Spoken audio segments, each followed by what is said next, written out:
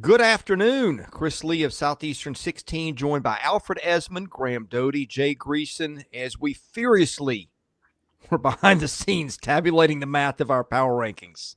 And that's why we're late, if we're being honest. had to add up the math on what we all did. We got it settled now, we think. Let's go. All right, starting at number 16 in the power rankings with a week of SEC play in the books.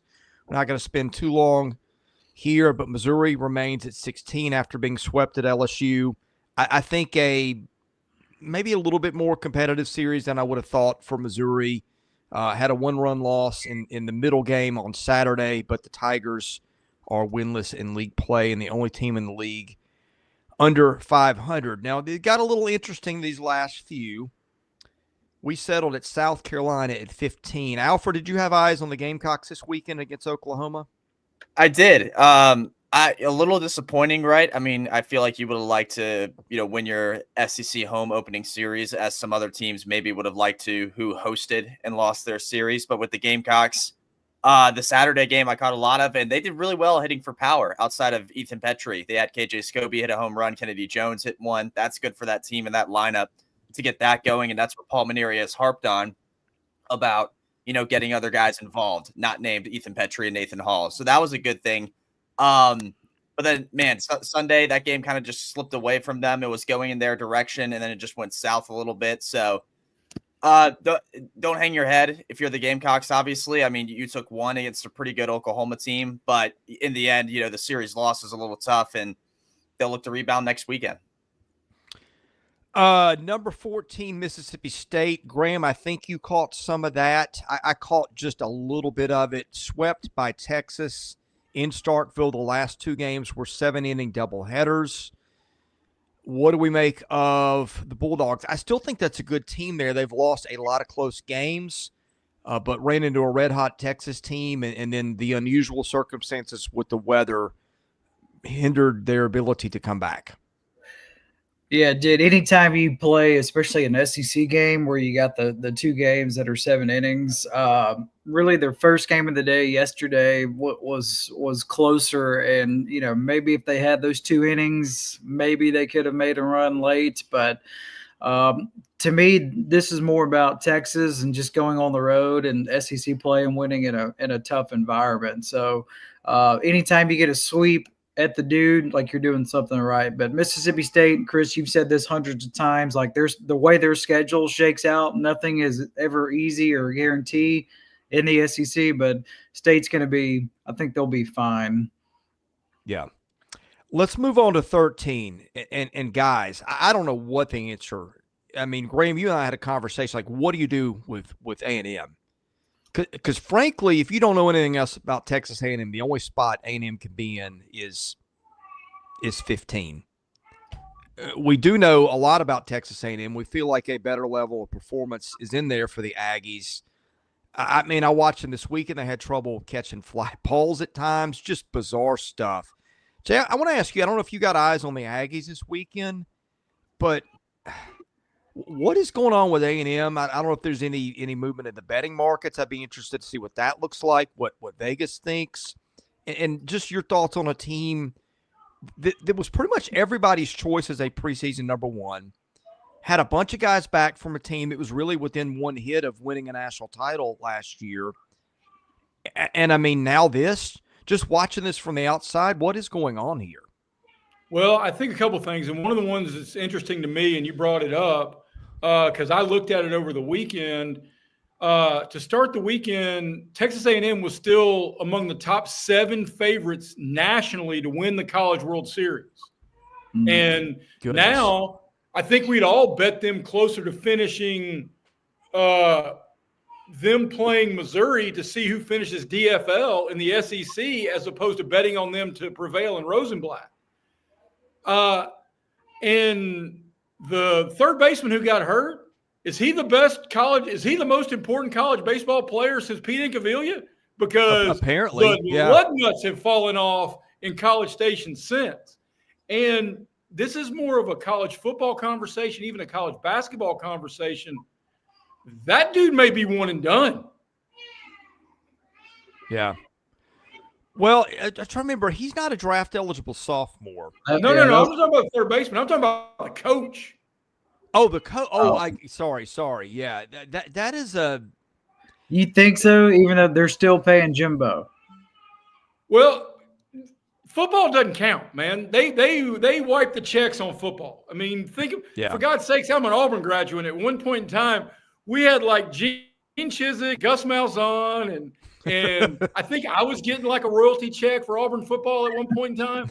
But no, I mean, if Schlossnagel's going to go sweep Mississippi State, and then they replace him with this dude, and I mean, he looks like, I mean, early on, Lightning McQueen, the wheels have fallen off so badly with this puppy. I mean, this is, and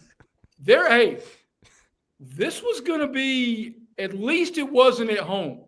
I mean, we talked about last week when we were doing our predictions, because I think, honestly, the two biggest stories are Texas A&M and the Vols after the first weekend of the SEC schedule. No doubt. It's the opposite end of the spectrum, but we got to spend a little time. I know they're 13, but there are one or two more weekends like this where we just start ignoring them. They're trivial in the grand scheme of things. Because right now, I don't know what to make of it. To your point, Chris, the betting market, I'll look it up while you guys kick it around. But this is flabbergasting. Yeah. Well, we debated, like, are they better off playing at home on the road? They played Alabama at home. The scores were 6-4, 6-2, 3-0. Boy, when you get shut out on Sunday pitching, that is not a good sign for an offense. That's number one. So they go to Vandy, which is coming off a tough weekend. I don't know if they're better off to be playing at home or on the road, but we're probably going to find out next weekend. So there's that. Guys, the offense, I mean, I know – Alfred, when's Caden Sorrell coming back? Still maybe a week or so, probably. I mean, and I get that that's going to help, but they still got Laviolette, Caden Kent, Hensler, Hayden Schott, Gavin Cash. Yeah. But, like, that's all facts, but you want to know other facts? They're dead last in the league in batting average as a team. They got the least amount of hits. They got the least amount of RBIs. They got the least amount of doubles. They're just like, they got the talent. They're just not getting it done. Mm-hmm. Yeah. The bullpen has been. Hey, Chris, to Graham's point about the talent and what they look like in the eyes of the guys who put their money where their mouth is, do you want to guess how many SEC teams have better odds to win the College World Series than the Texas A&M Aggies? Okay. For sure. Yeah, I'll tell you what. Everybody take a minute to do the mental math in your head, and I want to hear what we all come up with without anybody biasing anybody else's answer. So, all right. So play the Jeopardy music and think of your answer, and I'm gonna do some thinking while we're doing that. These are SEC. Hey, to be clear, and man, if you've got any questions, please ask. These are SEC team odds to win it all, according to FanDuel. SEC championship. That are better than Texas A&M's today, right now, not preseason. I'm looking at it in front of me, Alfred. Okay. I've got a number in mind. I want to see if we're all on the same page. I do too. The question is higher than Texas A&M. Higher. Number of teams higher. Okay. Better odds. Better odds. Okay. I have my answer in my head. Are you guys ready? Mm-hmm. Okay. I'll go first. 7. Alfred? 9. I was going to go 8. Okay. The answer, boys, is 3. Wow. LSU is plus 500. Tennessee is plus 500. Arkansas is plus 1,200. Now, I may have tricked you up a little bit. Florida and Texas A&M are both plus 1,600. And what that means is if you bet $100 on Florida or Texas A&M to win the Natty, you win $1,600. But Texas A&M's odds are tied for 5th. best in America. When's the last time that was updated? I'm looking at it live right now, which means if I wanted to bet on it, I could bet on it right now. So it's updated pretty much in real time. I'll tell you the bet I would not be making. Yeah. What do we think So- about this comment in the comment section here? Jeff Gordon. A&M isn't being kept in the top 6 still. All they did was get swept. Shouldn't they still be in top 4? They're 10-9, guys. Right. No, I mean, what you do has to count for something. right. I mean, we're not just picking it on this. Isn't we're not drafting future MLB earnings on this thing. I mean, what you do and who you are has to count. I mean, their best wins are over who? Cal Poly? And a bad You know, Rice. And if we've talked multiple Elon? times, bad Rice is not good. Yeah. Bad Rice is not good. Bad Rice got a coach fired. Yeah, they've last already week. fired the coach. So yeah, I mean, I am just that to me is fascinating. Who else is on the board in the SEC while we're at it? All right, at 1,600 is a group of teams with Florida, A&M, Oregon State is there, Clemson's right behind, and then there is a huge group at plus 2,500, which is a couple of spots down, but that's Georgia, Texas, Oklahoma's plus 3,500, Alabama's plus 4,500. So is Vandy, which is pretty lofty for Vandy. And then Kentucky's on the board. Even Mississippi State's on the board. And then you start, I'll tell you, wow. Auburn's behind South Carolina, Ole Miss, Mississippi What? State, and Vandy. Okay, I'm gonna ask you something. Does Vegas know something, or is this just not a lot of action on it? No, what Vegas knows is, and I call this the Alabama Crimson Tide effect. It's also the Dallas Cowboy effect or the Notre Dame football effect. What Vegas knows is that there are a whole lot of people who are betting on stuff like this, especially this early. They're betting with their heart and not with their mind. So what they're doing is they're trying to hedge off somebody who is trying to steal good odds on Texas A&M, who hadn't been paying attention to Texas A&M, but saw they were a unanimous consensus number one. You see what I'm saying? Vegas is not necessarily handicapping this as much as they're trying to set odds to limit their risk. Yeah. I mean, we said the two biggest surprises are Tennessee and A&M for different reasons. And I think A&M takes the cake. Like, we knew Tennessee had a shot to be really good. We just didn't know what the freshmen were, how it transferred over with the transfers, all that. I think we're getting our answer on that one. But, I mean, this to me, I think this has got to be the biggest story in college baseball. Mm-hmm. I mean, I would have – I thought might have some bullpen issues, had some reservations about a 37-year-old first-time head coach, but my goodness. Being 10-9, having played a really soft schedule, and by the way, 118 in the RPI, that is not something I would have even pondered. But anyway, let's move on to 12. Kentucky, which I still think is a good team. Yeah. It said it was an intriguing matchup this weekend in Georgia. Ball was flying out. What do we make of the Wildcats? I got a chance to see a little bit of that one this weekend, but the pitching kind of got decimated towards the end there, which Georgia can do to you in Foley Field. Yeah, that's the key to it, right? I think once they started getting their hitting going a little bit in Foley Field, it's kind of cakes and candles for for Kentucky at that point. And that was really what happened on Sunday in a 17-10 football game these two teams played. I mean, you have so many people on Georgia with multiple RBIs. Looking at the pitching, Kentucky ran through pitchers that game. Simon Gergensen, not a good game. You don't really even get a good start out of Ethan Walker, whatsoever. So it was tough going that game, and really in the other game too that they lost. It was just kind of like once Georgia got going, it's hard to stop them, especially when they're at their own building. So Yeah.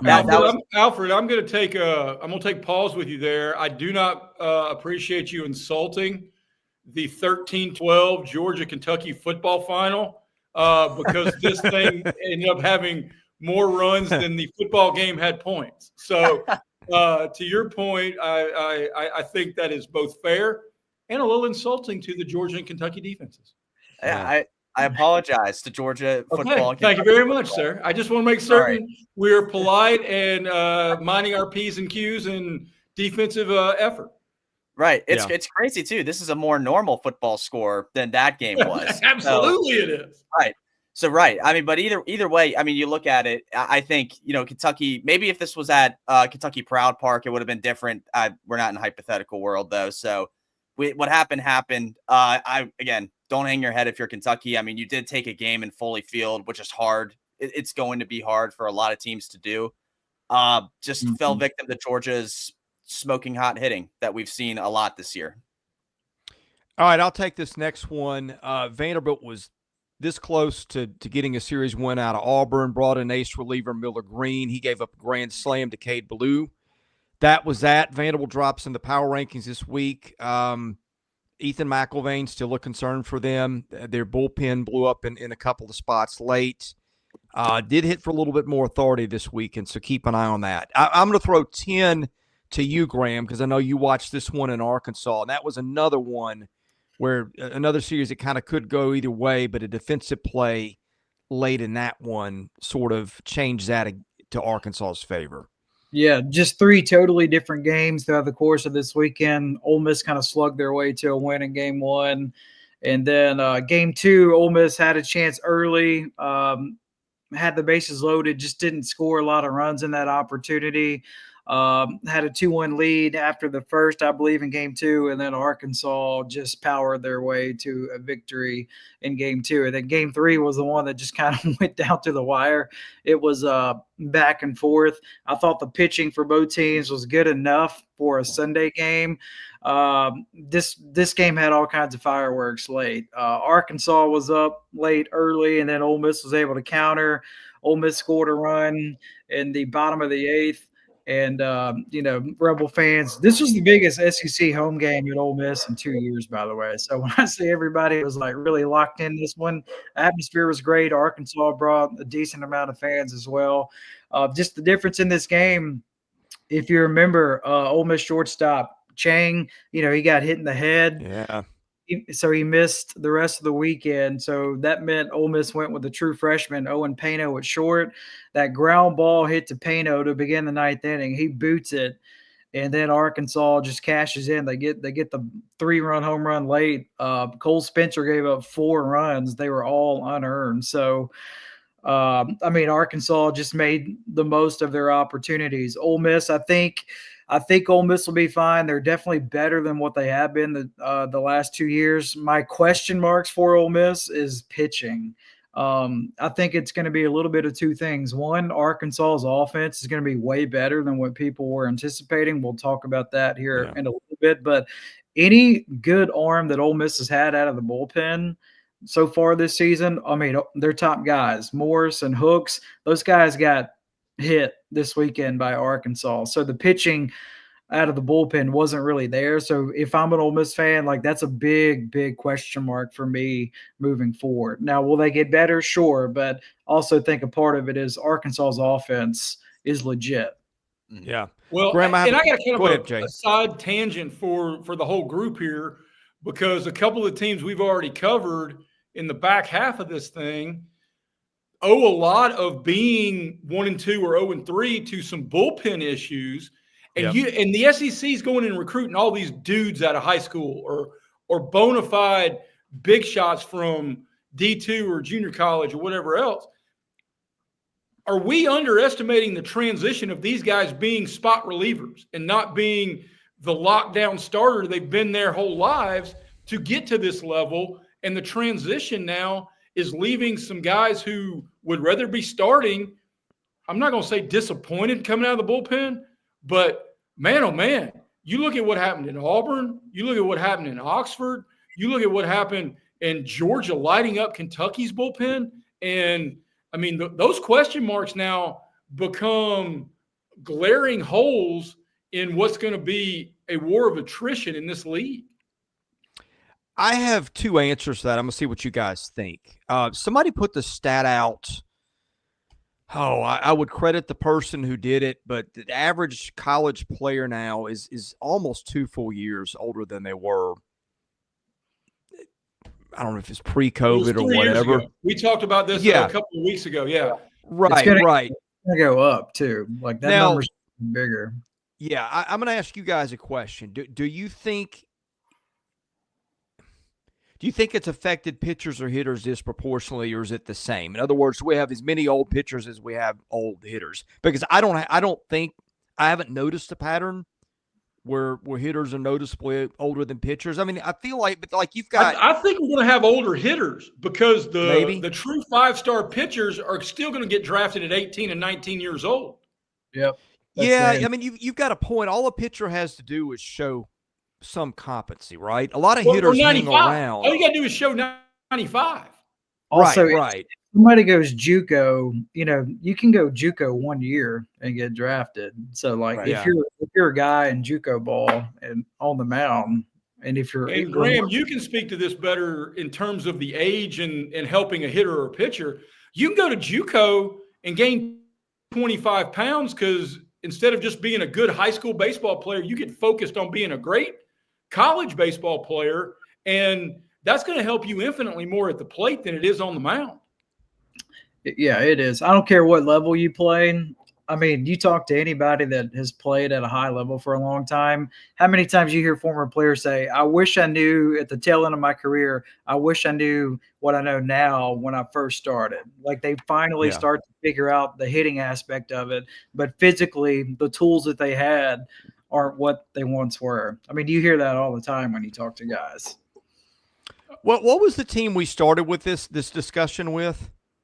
It was with Ole Miss because Graham was talking about the bullpen and how and I know we're going to talk about Arkansas, which completely blew my hair back. I was amazingly impressed with what the Razorbacks did because we know about their starters. I'm sorry.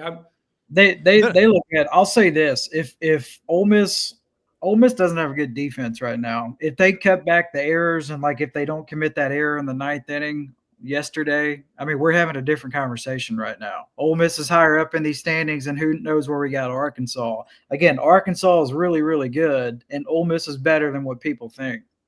Well, I'm just going to give you some facts here. Ole Miss's rotation and their key guys: Hunter Elliott, class of 2021; Riley Maddox, 21; Mason Nichols, 21; Gunnar Dennis, class of 20; Connor Spencer, their closer, class of 2019; Will McCausland, class of 22. And they've got some older guys as we go down further. But, I mean, that's an old pitching staff, guys. No, that's one team. I know Kentucky's got some older pitchers. Again, Nick McKay, their Friday night guy, class of 2018 guy. So I don't know the answer. And taking two teams is not a good way to do it. My guess looking at the rosters is I don't know that hitting is disproportionately older than pitching. But I think that's one. I think the conditions just favor hitting, guys. The balls are juiced. There's a lot of other stuff. Yeah, especially this weekend in Oxford. The wind big time. Yeah, and I was going to ask you, when I watched that game, it looked like the ball was getting out quickly to the alleys, which are 365 there? Yes, they were. After Mike's first or second season, he was like, you know what, let's move the fences in a little bit because it used to be enormous, and then he wanted to move it in. Yeah. Okay. The verse of that is older pitchers, Chris, are generally because they don't have anywhere else to go. I mean, Ole Miss does have an old pitching staff, but they gave up 10 runs a game this weekend. Well, and that's true. You can be a really good pitchers by that age are going to have moved on. Really good hitters may not have. I mean, there's been plenty of great college hitter that washed out in high A ball. Usually if you're pitching, if you got a pulse and a fastball that, can open some eyes, you're going to get a chance by scarcity. So I'll say that for Ole Miss, the starting pitching was good enough to win the series this weekend. It was all the bullpen. Yeah. Moving on, I'm gonna throw number 9 to you, Jay. Auburn wins a big series or at home against Vanderbilt. By the way, saw some of Aaron Fitz pictures of that ballpark. I've never been down there, but man, I want to go to Plainsman Park. It looked beautiful to begin with. The renovations are just flat out gorgeous now.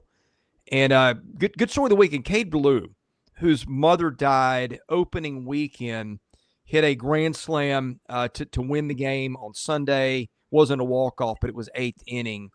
I was really impressed with all our young guys. They played a lot of freshmen this weekend. I feel like Butch Thompson's got this program headed in a good direction. Well, I think Graham has had his finger on the pulse of this from the very beginning about how Butch has been able to kind of put last year in a time capsule of everything that could go wrong did go wrong.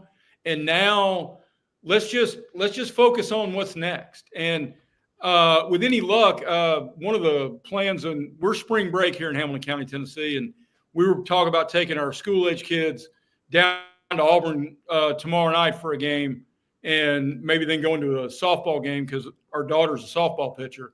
But we'll see, because I would love to talk to Cade Ballou and just what the emotional springboard from that home run on the season opening Friday night, after learning about his mom had died, not telling his teammates, and what that is just kind of, I mean, things like that in sports are so always awesome. I mean, I saw over the weekend a video of a high school kid outside of Kansas City who has cerebral palsy, and everybody let him score a basket, and all of his classmates came and mobbed him. I mean, those are the things, and I've got the hairs on my arm are standing up, because those are the things we love about sports. And when the cosmic tumblers click together and it shows you what's possible, are there two more juxtaposed locker rooms right now, if you had to guess, than the belief that's happening in Lee County, Alabama, and the desperation that everybody's looking around in College Station, Texas? Yeah. I might throw another Alabama team in there too. There appears to be some belief there, but yes. I mean, we've all thought Butch was good at this, but they're not doing this with a round one starting pitcher. They're not doing this. I mean, their best draft prospect, I don't think Irish played this weekend, did he? No, he's got a broken shoulder. Yeah. So, and then you're just looking beyond that. Could easily, talking about the juxtaposition, Texas A&M loses a dude and it becomes the excuse that everybody's looking to pin everything to, and Auburn loses their best player, and it's like, okay, somebody else step up. Let's go get this done. Yeah. Yeah, I'm really impressed. Butch Thompson has an outstanding track record of following up a bad year with a really good, if not great one. And looks to me like they might be on the way. Yeah. It's a good point Jay made, though. Like, those teams that went to Omaha or the Super Regionals, they had a dude on the mound on game one. This team, at least up to this point, they might not have that, but this team is built around offense. Their offense is that good and legit.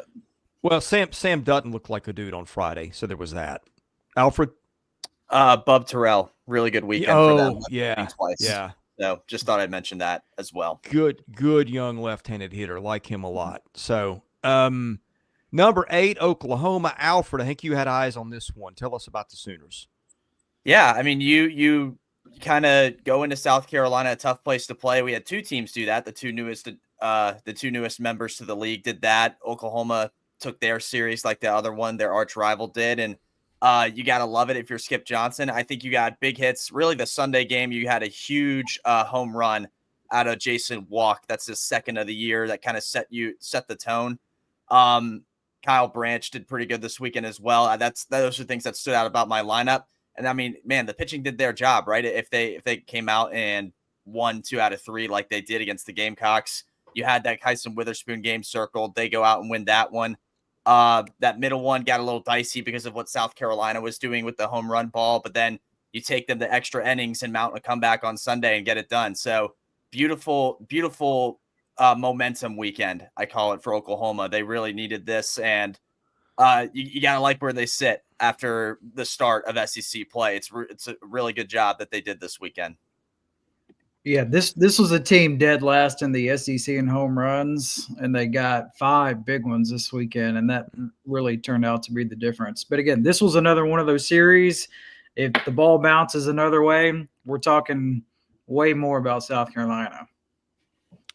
Yeah, and I think we had South Carolina at 15. I still think that's a quality team. I think the Jersenbeck injury hurt. I just think you're down a little bit in this league, and you can slide a lot. That's just the state of things. But Oklahoma, congrats to the Sooners for winning their first SEC series, and not only winning it, but winning it on the road. Okay, number 7, Florida. Probably a spot lower than I would have had the Gators. Alfred, you were there. No Pierce Coppola for the weekend. They're still missing Kate Curlin, right? And Yes. Kyle Jones is done for the year, so he's not coming back. The Gators were right there in game 1, and really in all 3 games, at least to the middle innings. I know that Saturday game got out of hand. They got run ruled late when the bullpen fell apart. But look, it's playing Tennessee and Knoxville. Not a lot of people are going to go there and have a good weekend. That didn't really damage my opinion of the Gators a whole lot, but they did drop here. No, it doesn't damage my opinion of them either. Sam Smith was there, guys, and he saw them. I got to meet him, and that was very cool. So, Sam, pleasure to meet you. Maybe I'll go back up there for a series if they continue to do what they're doing. But focusing on Florida real quick, I think, look, you had Liam Peterson outlast Liam Doyle, right? As far as how far they were in the game. And that was a plus. You had Florida's lineup. Someone brought up a good point. You had Florida's lineup take Liam Doyle to 100+ pitches in 5 innings. And all of a sudden that was like, oh, they're not getting the runs, but they're doing something right. Just give it a sec. And then Sam mentions, the bullpen in all these games just kind of had their lapses, and it cost them. I feel like it was Billy Barlow on Sunday, although he may have been favoring something. I don't know. But Friday night too, same thing. Saturday, same thing with all these games. And that's what kind of, kept them down really throughout this entire series, and ultimately what lost them it. Kevin O'Sullivan, in the comments I saw people would post about what he'd say. He was like, our hitters did pretty much everything we asked them to. Maybe there was an at bat or two where they could have stepped up a little more, but at the same time, you have to get the starters out of there, and that's what they were doing. Ultimately, I think it was just the bullpen fell victim to a really bad road environment, right? And it cost them. And Tennessee's hitting, once you saw this weekend, once it gets 1 or 2 hits on a bullpen, it feasts on a bullpen, and that's what happens to the Gators. They'll be back at home. I think they have Georgia right at home this next weekend, and I will say this: Alabama. Georgia, Tennessee goes to Alabama. Florida's got Georgia. Okay, and I mean I'll say this too. No, you're good. I'll say this too about that lineup. If Georgia's pitching is pitching the way it is, they're going to have a lot of success hitting on that pitching staff. So, keep your head high. Keep your head high for Florida. You have 2 midweeks as well against Jacksonville and Florida A&M to bounce back. Like you said, Chris, my opinion hasn't wavered that much on them at all. Yeah, I think my concerns are just health. Koppel, it's been a blister issue, right? Or upper body. It was. Now we got 2 things. Okay. Yeah. Well, I mean, he's chronically hurt, so I don't know. I'm saying they're missing a piece, but they're always missing him, it seems like. So keep an eye on that one. The other thing was Barlow, and I was texting you in the stadium. It's one of these things where I'm watching 2 games and, taking care of this and that. I think I heard him say that Barlow's velocity was down a few miles an hour from his midweek, which you saw right. on TV. I think they were posting the fastball at 93. He's talking about guys velo dips a few miles an hour, and he could not locate right off the bat. It really, I guess, is more controlled than command, but neither really were there. And anytime I see a sharp dip where you can't get the ball where you want to get it and your velo's down, I start worrying. Now, they kept him in the game, so maybe it was nothing, but I was hoping you would get a chance to ask Kevin O'Sullivan about that afterwards, but I think he blew off press for the weekend, did he not? not Yeah. not in the mood. I take it. Yeah, So I don't I'd think he's in rather- a great Bush mood. League move in my mind. That honestly, and Yeah. call them like we want to see them. If I write something craptastic in the Times Free Press, I'm going to answer my emails about it being craptastic. And I know SEC baseball has exploded compared to where it was a decade ago, but they still look around and want publicity. You can't ask for publicity from your beat writers and the people in your community if you're not going to walk to the podium when you drop a turd in Knox County. So, I mean, hey, say what you want, and Florida fans feel free to come at me. But Sullivan, you're making a whole lot of money to be ducking press conferences. Yeah. Right. Not the first coach to do it. But yes, I'm with you. He also Yes, sir. Go ahead. Graham, then Alfred. okay. I was just going to say one thing we haven't touched on yet that we need to for Florida. They got a stud in King. He was, You he loved was him, didn't you? on Saturday, and that game turned when he was finally taken out. So what a future he has.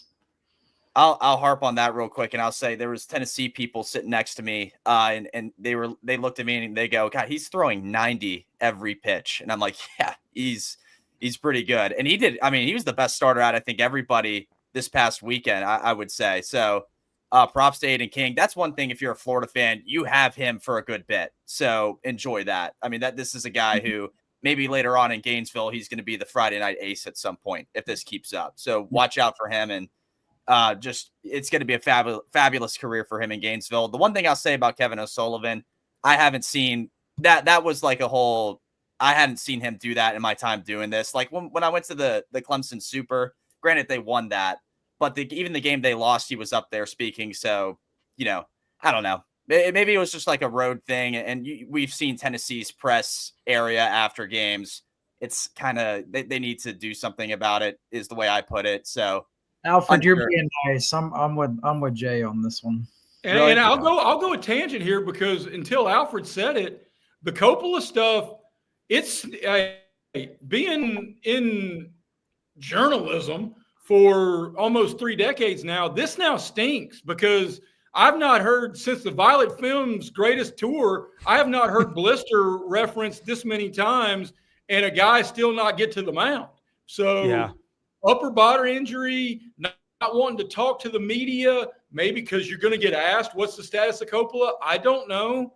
I mean, I don't know. And maybe I'm making a mound out of a molehill. See, that's a baseball. If this was football or men's basketball, like that news would have gotten out. That wouldn't happen. Yeah. Well, it's a lot more informal for baseball. Like NCAA regionals, the coaches have got to be there, or supers or College World Series. Media after games is just like you catch the coach on the field after the end. There's no protocol. The coach usually shows up, or in that case, he doesn't. And to Graham's one point, and I know we got to get on because this is going to be like we're going to go straight to Wednesday on this thing. But if this had been football or basketball, somebody tell me what would have happened if Todd Golden had not shown up after losing 3 straight SEC basketball games, or Billy Napier. Yeah. Protocol's much different, I think. Baseball's just been more casual, and some of that's just eyeballs aren't there as much, and you got more games. But yeah, I mean, you're right. He should have been available. They get paid too much money, and yes, he did reference the Violent Femmes, Krusty. Moving on to 6, Georgia won a slow pitch softball series with Kentucky. Graham, were you watching that one, or Alfred? I remember we were texting. I was watching some of it, but who had most eyes on that one? Yeah, I on and off. I mean, and I'll go ahead and say it. It's kind of just the same thing, right? Like it's the offense is crazy good. It is crazy good, and if they get a lick of pitching together, this team is going to be really an Omaha contender at that point, right? I mean, with the way they can play. The key is, can they get the pitching together? That's the major thing. And like I said, you're playing Florida next weekend. I mean, that lineup will, crank on you if you keep pitching the way you are. In particular, I'll use Sunday's game as an example. Leighton Finley, an inning in the third, he gave up 4 earned runs. Won't fly against Florida. Might fly against Kentucky though, because you have the power hitting and you're in your own ballpark, right? And that's what happened. I digress though. I'm sitting here, making a fuss out of Georgia. They took care of business, right? That they beat a Kentucky team that we regard as pretty good. And it's what you needed to do to open SEC play, and it's just gonna get harder from Kentucky because, like we said, you're going to Gainesville next weekend, and nonetheless, Georgia did what they needed to do, and it's been because of their offense and the way they hit the ball. Yeah, how good has their offense been? Well, they lead the league in runs scored, hits, home runs. They're second in RBIs, only behind Tennessee. So, offense is an A+. Now their pitching, remember what 2 weeks ago we said, or at least I said, they got one of the best, pitching staffs and bullpens in the SEC. Boy, it is not acting like it. They struggled this weekend against Kentucky. So they got to figure out how they want to handle this Goldstein stuff. So they've been like dipping their toes in the water. That didn't really work out this weekend. And then like one of their additions, JT Quinn, like he's just not a factor, guys. Like, I mean, he was brought to Ole Miss to be a Friday night guy. And then George is just not using him.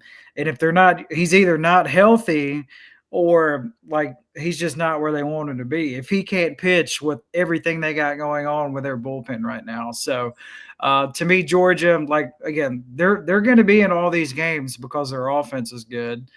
The difference is how far will they go? It's going to depend on the pitching staff.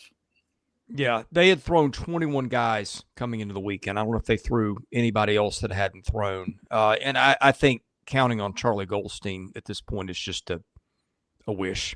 He's good when he can throw, but it's I think if they get him as an opener, maybe a couple innings, maybe first time around the order, I'm setting the ceiling for him close to that just because we've seen it for so many. And I hope I'm wrong. I mean, Charlie Goldstein getting to go 5 or 6 innings every weekend would be great because he's a talented player, and you feel bad for a kid who can't stay healthy, who's been in school that long. But yeah, I'm with you. The pitching, I tend to favor teams that pitch better. I would have had Georgia a spot lower, but boy, the offense at the same time is just crazy.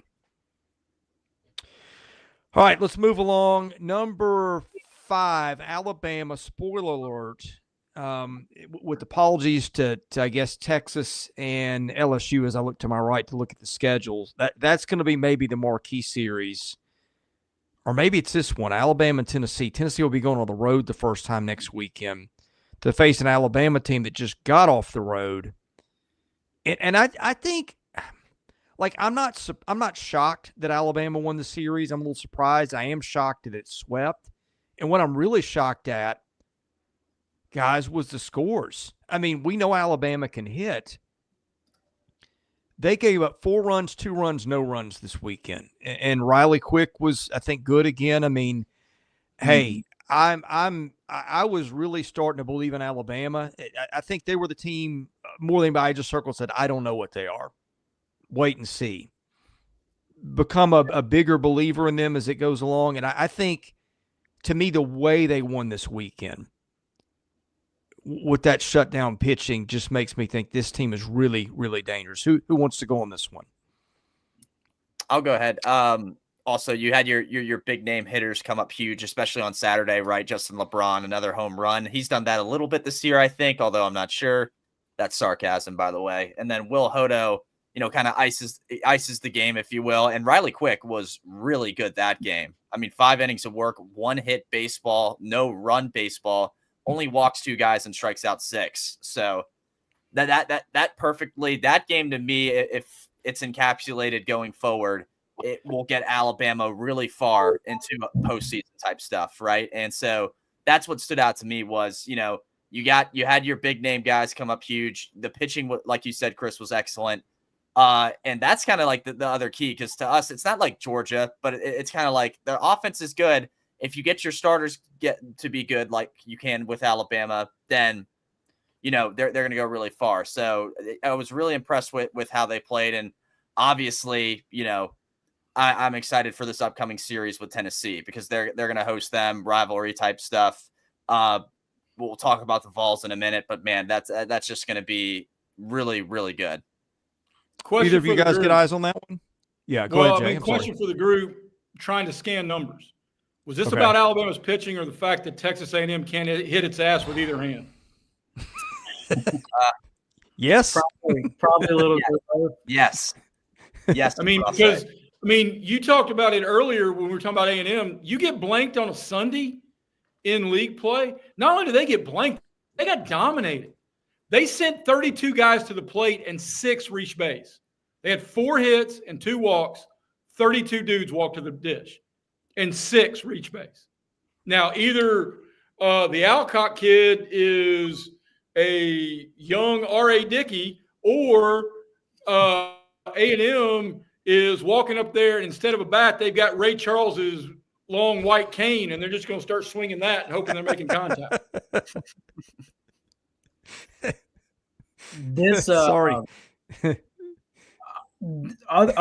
other things to remember. If Laviolette doesn't make that super catch in like right center field, this game, that game could have been even more ugly. So Bama's good. To me, this was the most fascinating series of the weekend just because of all the storylines. Obviously, the most eyeballs are on Tennessee, Florida, but this one, just because of all the storylines with A&M, what would they look like? How would they respond? And then, I kind of feel like everybody was waiting, is Bama for real? Well, we kind of got, answers to a little bit of both of those. I'm just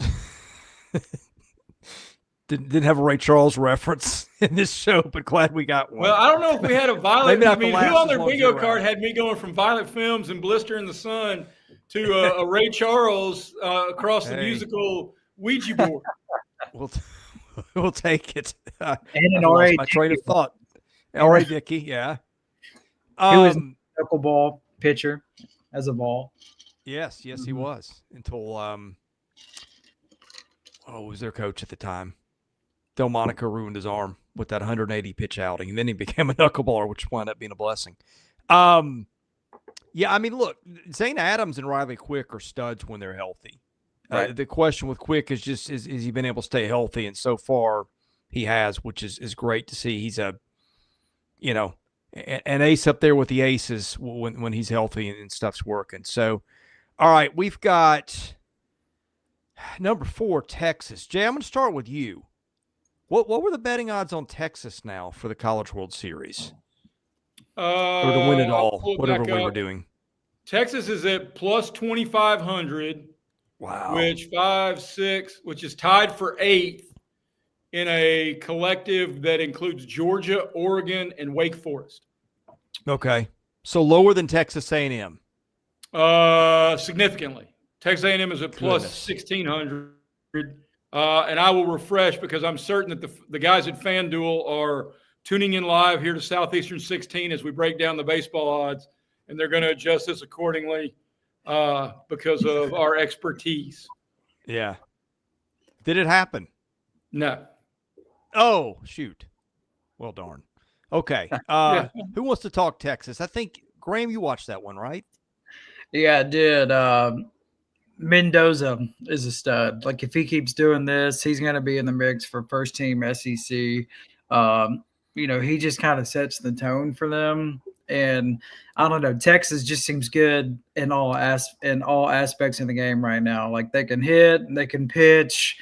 Defense is solid. So to do what they did, first SEC series in that environment, going on the road, especially have to sit around all day on Saturday, hanging out in the hotel. The weather was awful, so it's not like they could go outside and do stuff. So they literally had to sit around all day on Saturday, play the doubleheader on Sunday, and they just went about their business. Really, really impressed by Texas and a great start for the Longhorns. Rylan Galvan had himself a weekend. Just a note on him. If we were doing the gold, silver, bronze medal for players, he would probably be on the podium somewhere for me. Really good weekend from him. He had 2 home runs? He did. One on Sunday during the doubleheader, and then one on the Friday night game. Huge stuff from him all weekend. Guys, I think a storyline in and of itself is, Texas has won 17 games in a row since losing to Louisville to start the year. They've taken care of business, and they go into Duty Noble Field, a pretty tough place to play, I think, and they get a sweep. So that's quite the start to SEC baseball for Jim Schlossnagle's crew. Mm-hmm. The one thing I'll throw out about Texas and the team we referenced earlier, but if it's late in the game, let's try not to hang an off-speed pitch to anybody named Bellew in this league. What do you think? Yeah, that's a good starting point. Not related, by the way. Look that up. But they spell it the same, correct? They do. Yeah.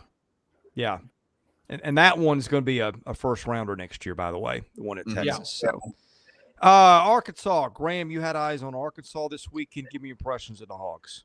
Yeah, really, really good. Arkansas, like, they're not bad in anything. They are really good in all aspects. They got the best defense in the SEC, and then their offense is way better. When you look at their offensive numbers, they are pretty much consistently all across the board, top 5. They're not really middle of the pack or down on the bottom in anything. They just passed the eyeball test. Like, when you see Brent Iredale in person, like, it's one thing to watch it on TV, but when you see somebody in person, I mean, it's like, okay, this guy is like a linebacker, and he just plays on the baseball team at Arkansas. I was really, really impressed. I was really impressed with Gackle. Like, that guy could pitch for me any day of the week.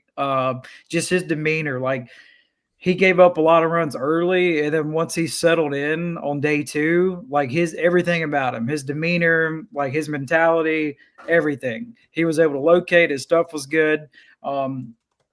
Zach Rude, slow start for him this weekend, but he's been Mr. Consistent for Arkansas. So their pitching is going to be really good, especially once they get Wood back. But the difference for Arkansas this season is going to be their offense. Especially with the Alloy brothers. I saw the stat. They're the 3rd brothers ever in the history of baseball to hit back-to-back home runs. The other ones at any level. The other ones, 1930 from the Pittsburgh Pirates, brothers I've never heard of. I don't know. I'm sure their mother loves them. But I think it's Frank and Lloyd Wainer. Okay. Yeah. We'll have to look that up. And then the other one are BJ and Justin Upton. That's it. Oh, yeah. Brothers that have gone back to back at any level in baseball. Wow. Did BJ and Justin do that as Braves? That would be my guess. I would have to look it up, but I mean, they were teammates. What, Braves and what, Arizona? Maybe. Yeah, sounds right. Maybe, yeah. BJ Upton was a Ray, but Justin was not. Okay. Arkansas is great now. And because to what you said earlier, Chris, that you lean towards pitching, and what Graham noted is accurate.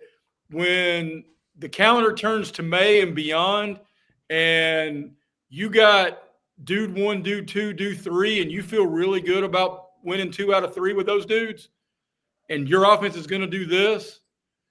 Although I will say this in terms of the Alloy boy who plays shortstop, I think I'd rather pick the hottest Jessica Alba role as opposed to picking an all-SEC shortstop at this point. Oh, yeah.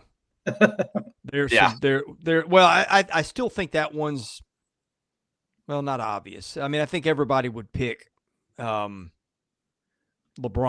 but to your point, there's some guys having some years. That one's far from settled. But again, I know nobody wants to talk about defense, by the way, and then I'll let you guys take it. But defense. 20 games into the season, they've only committed 9 errors. I mean, like, they're just really, really good in all 3 aspects. Right. That's a Dave Van Horn staple. They're always going to pitch and play defense.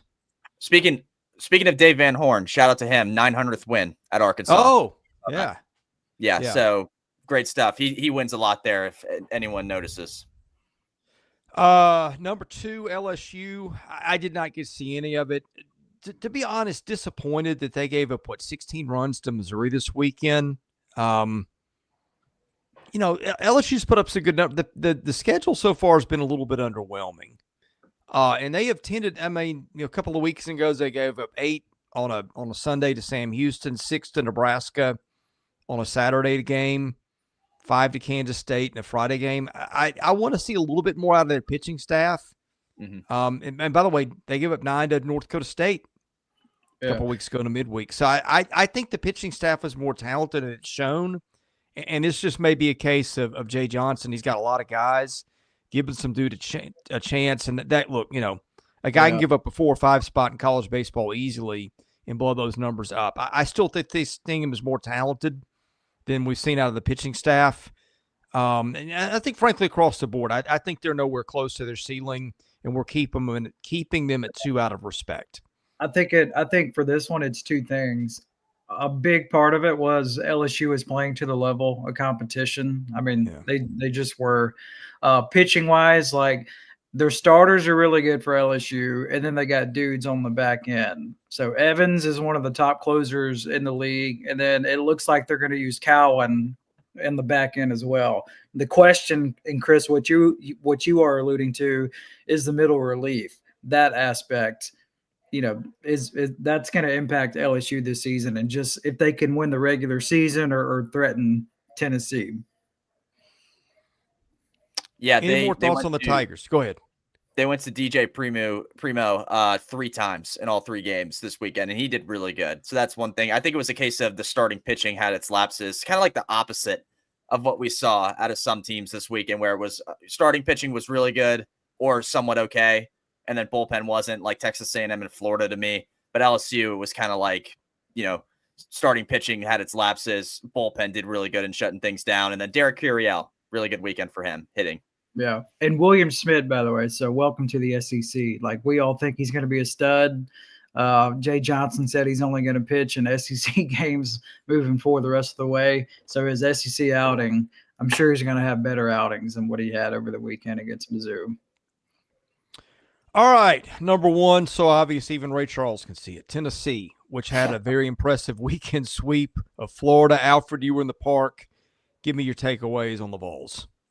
Yeah, Arkansas may be good at everything, like Graham said. Tennessee is starting to get pretty good at everything, minus maybe some miscues Sunday in the field. That didn't really affect them because they came back and won. Go figure. They're inevitable at this point. 20-0 is crazy. Right. I think that's the best start for a reigning national champion ever. Some LSU team was the former one, but now Tennessee has that. You look at what they did. Nate Snead, guys, is a machine. He's a machine. That is the kind of guy you want to have closing out games. He closed out games that were multiple inning saves. That was really, really good. They did not go to Ryan Combs whatsoever.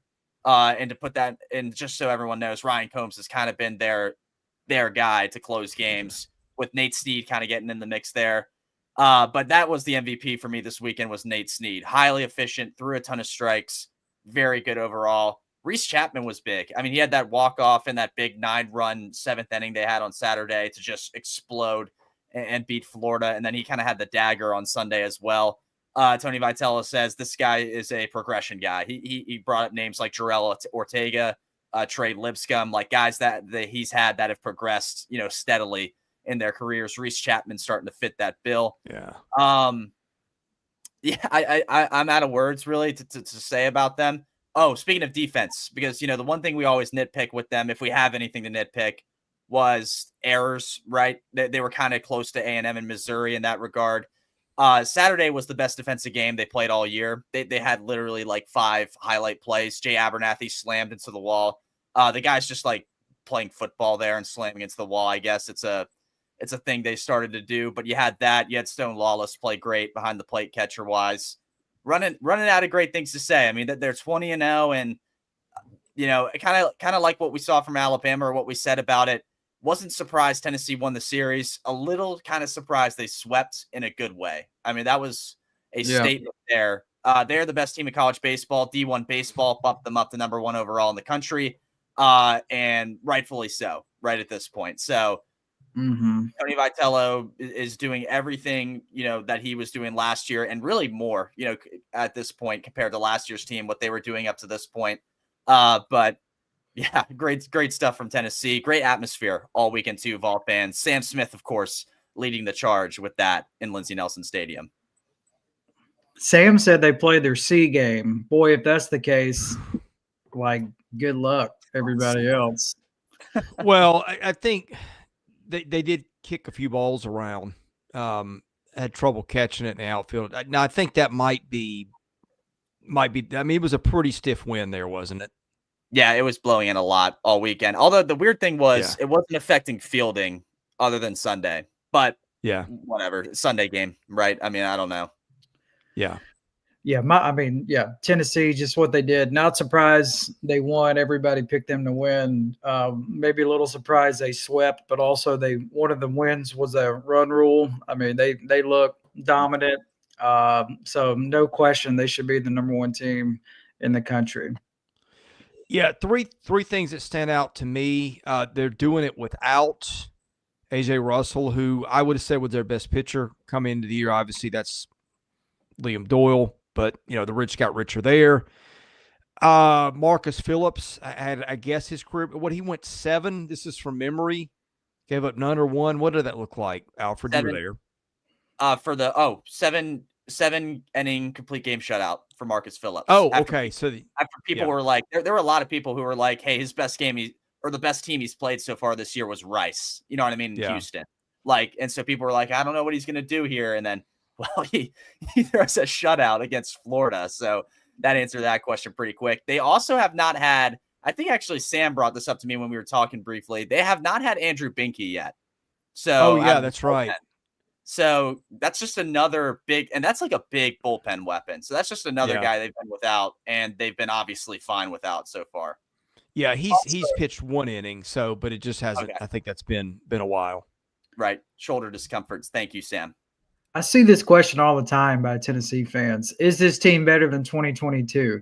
Guys, no, the best Tennessee team ever is the one last year. The team that wins the Natty is the best team that you've ever had. I know the team in 2022, they were loaded. I know they were really, really good, but they choked against Notre Dame. So I can't stand that. I can't. Like people keep doing that, and I'm like, it's March 17th. You know what I mean? Or whenever you ask me, it's that date. They don't have 60 wins yet. They haven't won the regular season yet. They haven't won the conference tournament yet. They haven't won the national championship yet. So just pump the brakes.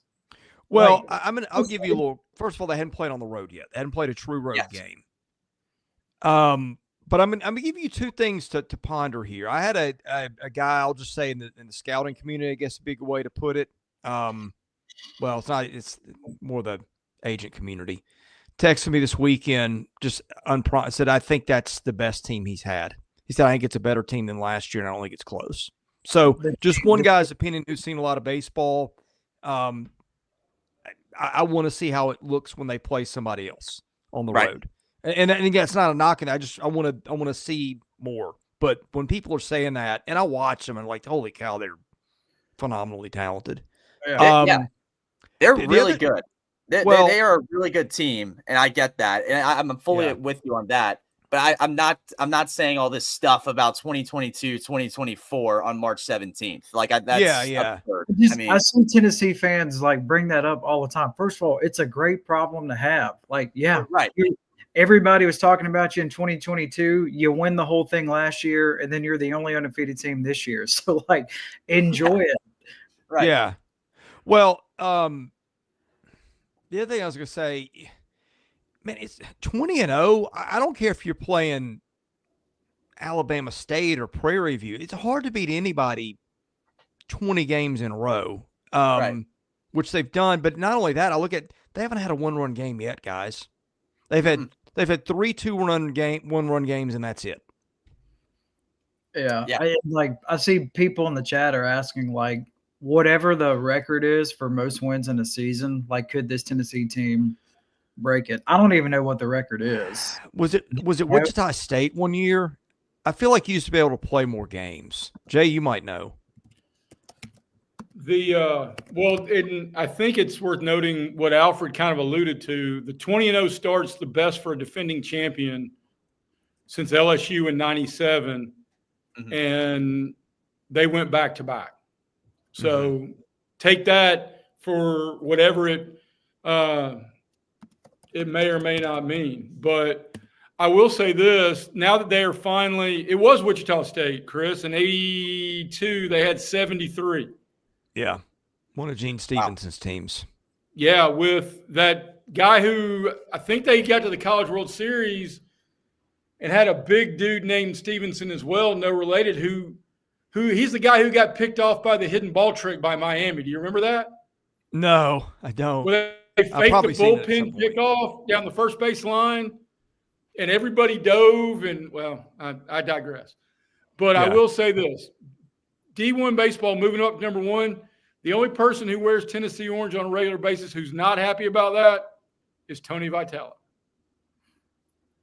Oh, he would have loved being number 2 still. He would have loved it. Oh, yeah. You don't think he's used the Nick Saban, Kirby Smart rat poison more than once about how this team's unbeaten, this team's still got he's got the heavyweight title belt, and they're still not ranked number 1? I bet those kids were coming out of the locker room frothing at the mouth this weekend. Oh, yeah. Yeah. The limit now is 56 games. I think it was 57 a year or two ago. I could be dreaming that. But and they haven't had anything rained out yet. No. So let's see. The tournament this year, they've redone it, right? And it's single elimination across. I'm trying to do the math in my head of how many games they could play. Yeah. So there'd be 56. Right. All 16 make it. And then just single elimination, March Madness for a week. And it's just like it's just like the basketball tournament now, right? Yeah. So presuming you're top 4 seed. Yeah. Well, three if they're an 8. 3 if they're a top 4 seed, right? Like basketball. No, it's like I'm sorry, because I'm getting mixed up, but it's like March Madness. So like right now, Tennessee would play Missouri in the first round. Oh, like okay. that. Okay. Yeah. That's right. They did. Okay. Well, anyway, add 4? Mm-hmm. So that's 60. You need 3 to win a regional. That's 63. 2 to win a super regional. That's 65. That's if you go minimums, and then you need 5. 5 to win the College World Series. What are we at, 70? Like you probably want to get to the number of games that you need to beat. I don't give a Harry Hogs took us if Wichita State went 73-2. If this Tennessee team goes 70-0, they're the best college sports team in the history of the free world. Yes, I would agree. I will also say I'm going with that's probably not going to happen. But right. I did have someone I had someone up in Knoxville ask me this that weekend. It wasn't Sam Smith, but it was someone else who was like, "Can this team like win every single game?" And I'm like, no. Like that's not going to happen. But it just speaks it's talking about locker room confidence like we did earlier. It speaks to like fandom and locker room confidence, right? There's no other team I think that has better right now than those guys. They won't come out and admit it, but they definitely feel it, I would say, 100%. It's Pete in the chat says he thinks Tony likes the target of being number 1. I can see that. I can see that too. Yeah. Especially after building up the last month of nobody believed in you, and now prove you belong there. I mean, this is Tony V's a master, man. He's the maestro. He's the puppet master. I mean, yes, Pinocchio, you are a real boy. And Tennessee's going to kick your ass if you don't pay attention. That's how this works, Pinocchio. That's on a T-shirt somewhere. If not, it should be. If I go back up there, Jay, I'm going to tell him that in a post-game thing. Like, yes, Pinocchio, you're a real boy. Tony, is this what you're telling these guys? Yeah. How many did they win last year? 60 games. 16, okay, 13. That's impossible almost. I was thinking like one year, 1989, this before I followed it, but I remember hearing about this. Texas A&M was, I think, 58-5 heading to a super regional. Lost both, got knocked out. Was Chucky Knobloch on that team? He was on that team, yeah. What's more realistic? Tennessee goes undefeated in SEC play, or Missouri doesn't win a game in SEC play? If I got a betting man bets on Missouri to go bagel. Over. Neither going to happen, but that's what I would bet. That's what I would also do too. Yeah. Yeah, the SEC record for 20 Vanderbilt went 26-3 and 13. Also did not get out of a super regional. So that's how hard it is in baseball. Mm-hmm. So anyway, well, here's the other thing, guys. I mean, the league is tough as it's ever been. Right. So, and to your betting question, Graham, I would bet significantly more. And if they set odds on something like this, Missouri would be a much more heavy favorite to finish 16th than you could even get Tennessee to finish 1. Yeah. And Graham, Tyler, we had this Go ahead. I'm Yeah. sorry. Tyler We had this said- conversation, didn't we? You can repeat it if you want. Well, as always, let's just say there's more Yeah. to the story, the like behind the scenes and everything. I mean, trust me, he interviewed, did all that. Like, he's from Missouri, was Played an there. assistant there, like played there, all that stuff. So they went in a different direction, and the rest is history. Yeah. That's happened a lot too. Like, that's in college sports. Like, there's definitely plenty of examples like that. But this is a good one. I mean, at this point, this is a really good one to bring up. But there's more to it. I'll just Right. I'll leave it at that. Yeah. It's not like Missouri was like, oh, no, we don't want Tony Vitello. We're just going to move on. Like, they were like, hey, we're interested. Come talk, I feel like. Right? Yeah. Yeah. Any parting thoughts? 2 big weekend series. There's definitely a little bit more as we look more into it, but the ones that obviously stick out: Tennessee going to Alabama. Tough road test for Tennessee. If Alabama can get a series win against these guys at home, someone brought it up somewhere in here. I'm sorry, I saw your comment, but they were like, is Alabama the number 1 team in the country if that happens at that point? I don't know, but they would be up there in the top 5 somewhere. So, but in a lot of rankings. So I think that's a huge sweep. series. Right. Yeah. So that's a huge series. And another one, Texas and LSU. We didn't touch on it much yet, but you have Texas playing better than a lot of other teams. They're playing the best out of a lot of these teams in this league. And then LSU, of course, has been a juggernaut this year so far. So interested to see that one so far. That'll be in Austin. So that's quite a big SEC home series debut for the Texas Longhorns to have. Those are the 2 series that stand out to me a lot. Can't wait for those. Yeah, I guess my main takeaways, 2 things we haven't touched on. First of all, good opening weekend of SEC play. Like, it's good to be back. It also makes watching all the games way more easier. Yeah. Opposing to watch like 16 different games. The other thing, saw a couple things that I thought were neat this weekend. Kentucky stole home plate. They've already done that 3 times this season. They've done it 3 times in a season. They did it against Georgia. And then the other thing, I know, Chris, you watched it live, the Auburn-Vandy game. There was a sequence in that game where there was a 7 unassisted double play. Yeah. The odds of that happening have to be like microscopic. Just something you never, ever see. And it happened in that game. Yeah. I've never seen it before either. But that's the fun thing of baseball. You watch a season, you see a couple of those that you'll never see, and you'll probably never see again.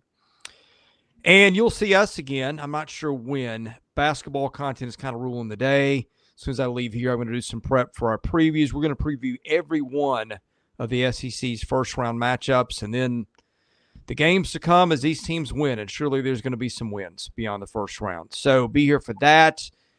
We will have baseball content. Not sure when that's going to be. We'll probably have, we'll be back. We'll at least do previews. I'll promise you that. But a little overwhelmed with basketball, but it's coming.